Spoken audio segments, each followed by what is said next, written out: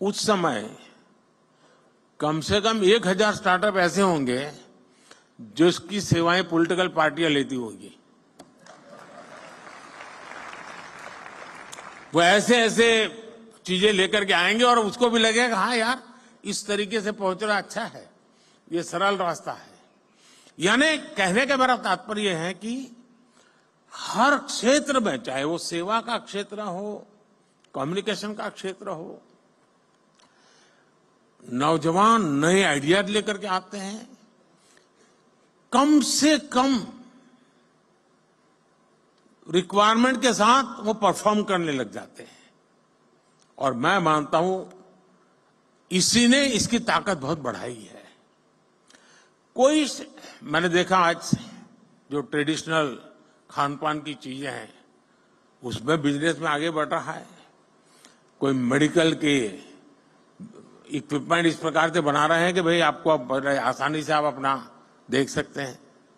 यानी कोई social media के ग्लोबल जायंट्स से मुकाबला करने की तैयारी कर रहा है।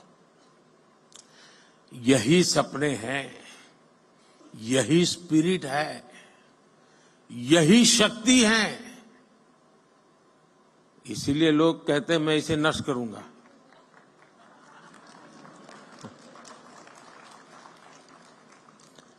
एक तरह से मैं कह सकता हूं कि कुछ वर्ष पहले देश ने पॉलिसी प्लेटफॉर्म पर जो स्टार्टअप लॉन्च किया था वो सफलता की नई ऊंचाइयों को छू रहा है। साथियों, स्टार्टअप्स को देश के डिजिटल इंडिया अभियान से जो मदद मिली है, और मैं मानता हूं कि यूनिवर्सिटी ने इसे केस स्टडी के रूप में स्टडी करना चाहिए। वो अपने आप में एक बहुत बड़ा इंस्पिरेशन है। हमारे फिनटेक स्टार्टअप्स को यूपीआई से बहुत बड़ी मदद मिली है। भारत में ऐसे इनोवेटिव प्रोडक्ट्स और सर्विसेज तैयार हुई हैं जिससे देश के हर कोने में डिजिटल सुविधाओं का विस्तार हुआ है। और साथियों, आपको अंदाज नहीं है कि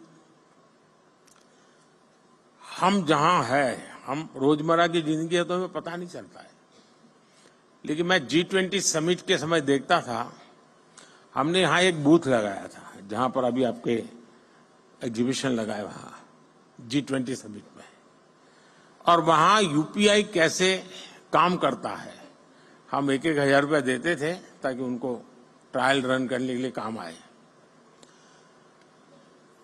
हर एक एम्बेसी अपने टॉप मोस्ट लीडर को वहां ले जाने का आग्रह रखते हुए जरा वहां देखिए एक बार। यानी वहां लाइन लगी रही थी बड़े बड़े नेताओं की कि यूपीआई है क्या, काम कैसे करता है, और उनके लिए बड़ा अजूबा था। हमारे यहां गांव में सब्जी वाला भी बड़े आराम से कर लेता है।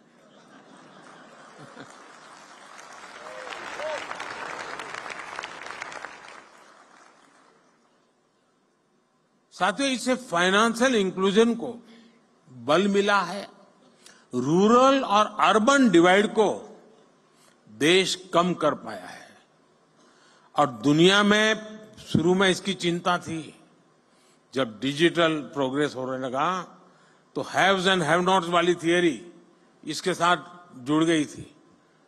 सोशल डिवाइड की बात हो रही थी। भारत ने टेक्नोलॉजी को डेमोक्रेटाइज कर दिया है और इसलिए हैव्स एंड हैव नॉट्स वाली थियरी मेरे यहां चल नहीं सकती है। मेरे यहां सबके लिए सब कुछ है। आज एग्रीकल्चर हो, एजुकेशन हो, हेल्थ हो, इनमें स्टार्टअप के लिए नई संभावनाएं बन रही है। मुझे इस बात की भी खुशी है कि हमारे 45% से ज्यादा स्टार्टअप्स 45% से ज्यादा स्टार्टअप्स इसका नेतृत्व महिलाएं कर रही है, नारी शक्ति कर रही है।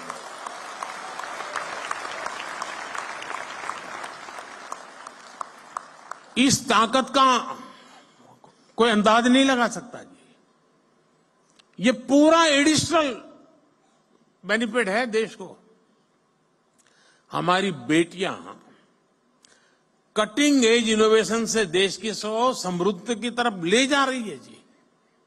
साथियों, इनोवेशन का ये कल्चर विकसित भारत के निर्माण के लिए नहीं, बल्कि पूरी दुनिया के बेहतर भविष्य के लिए भी बहुत जरूरी है।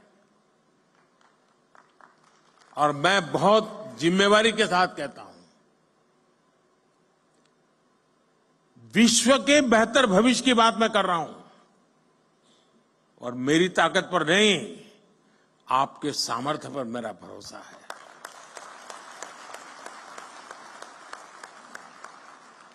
भारत ने अपना ये विजन अपनी G20 प्रेसिडेंसी के दौरान स्पष्ट किया है।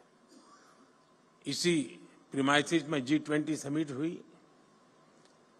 विश्व के सभी बड़े नेता कोविड के बाहर दुनिया को कहां ले जाना, इसके लिए खड़े बैठे थे। और इसी मंडप पे मेरा देश का यंग माइंड बैठा है, जो 2047 तक जाने का रास्ता तय करने वाला है।